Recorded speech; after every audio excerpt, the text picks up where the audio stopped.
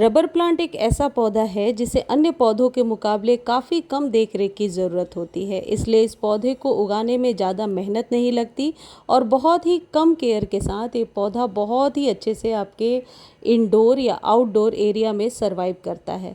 Rubber plant एक ऐसा पौधा है जिसे आप इंडोर भी रख सकते हैं, आउटडोर भी रख सकते हैं, लेकिन आउटडोर में लोकेशन क्या होगा ये जानना ज़रूरी है। देखिए, मैं आपको लोकेशन दिखा रही हूँ।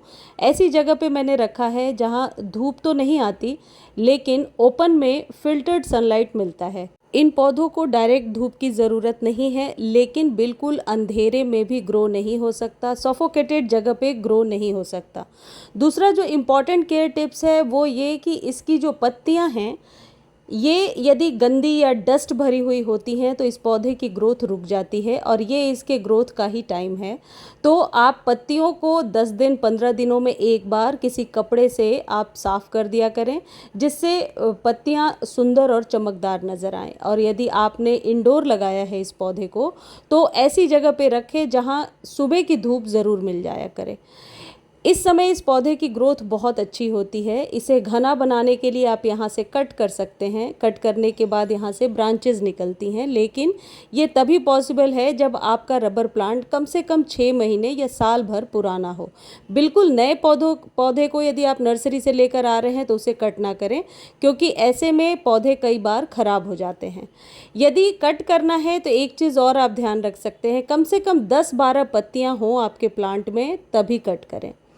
यदि बरसात में आप इस पौधे को बाहर रखते हैं तो एक बरसात का पानी इसे दे सकते हैं, लेकिन उसके बाद आप इसे हटा लें।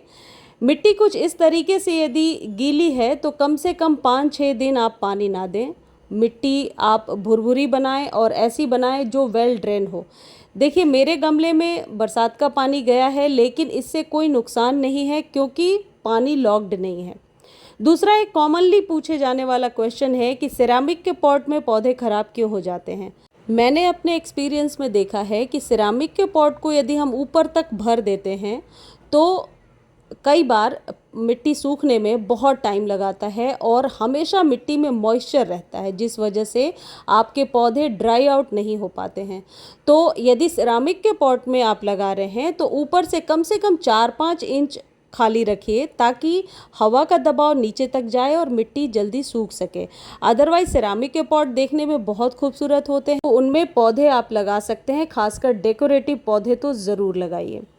रबर प्लांट को डायरेक्ट सनलाइट से बचाइए, ओवर वाटर से बचाइए और 15 दिनों में एक बार आप 1 चम्मच वर्मी कंपोस्ट दे सकते हैं। ये एयर प्यूरीफायर की तरह काम करता है, इसलिए इस पौधे को ज़रूर अपने घर में लगाना चाहिए। देखिए, मैं आपको दिखा रही हूँ कि सॉइल को कितना ऊपर से मैंने खाली छोड़ा है, जिस वजह से हवा का एरिएशन जड़ों तक बहुत आसानी से जा रहा है। और यदि ऊपर तक ये मैं भर देती तो मॉइस्चर बहुत ज़्यादा रहता और जो रबर प्लांट की पत्तियाँ हैं वह गिरने लगती। अगली जो इम्पॉर्टेंट चीज़ है कि यदि आपके गमले में ओवर वाटर हो गया है तो आप क्या करेंगे। पत्तियां गिर रही हैं या पत्तियां पीली पड़ रही हैं, या पत्तियां पीली तो नहीं पड़ेंगी, छेद होने लगता है, तो आप क्या कीजिए, ऊपर से जल्दी से 3-4 इंच मिट्टी आप निकाल दीजिए और इसको ड्राई आउट करने के लिए आप 1 घंटे की सुबह के धूप में रख दीजिए। इस पौधे को ज़्यादा ओवर फर्टिलाइज नहीं करना चाहिए, अदरवाइज़ इसके पत्ते गिरने लगते हैं। तो वर्मी कंपोस्ट इसके लिए बेहतर खाद है। यदि पौधा ज़्यादा लंबा हो गया है और एक तरफ से झुक रहा है तो इस तरीके से इसे स्टिक से आप सहारा दे सकते हैं, जैसे मैंने अपने पौधे को दिया है। यदि आपको लगता है पौधे में फंगस की प्रॉब्लम है, जब फंगस की प्रॉब्लम होगी तो वो दिखना शुरू होएगा, क्योंकि पत्तियां मुड़ने लगती हैं और पौधा अस्वस्थ सा दिखता है।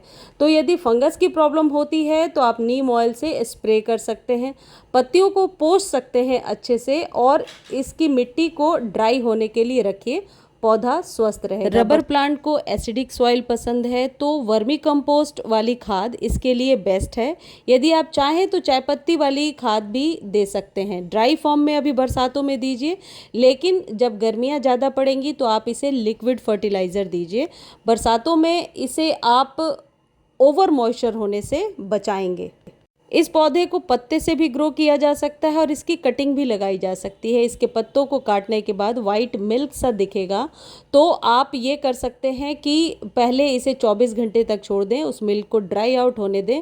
फिर कोई भी फंजीसाइड या एलोवेरा जेल लगा करके आप इसे मिट्टी में दबा दीजिए और सिर्फ स्प्रे किया करें। इसकी जड़ें 20 से 25 दिनों में धीरे धीरे छोटी छोटी जड़ें बनने लगती हैं। यदि कटिंग लगाना चाहते हैं तो सेम प्रोसेस करना, जो वाइट मिल्क निकल रहा है उसे पहले सूखने दीजिए और उसके बाद इसे आप मिट्टी में दबा दीजिए। इसकी जड़ें धीरे धीरे बनने लगती हैं।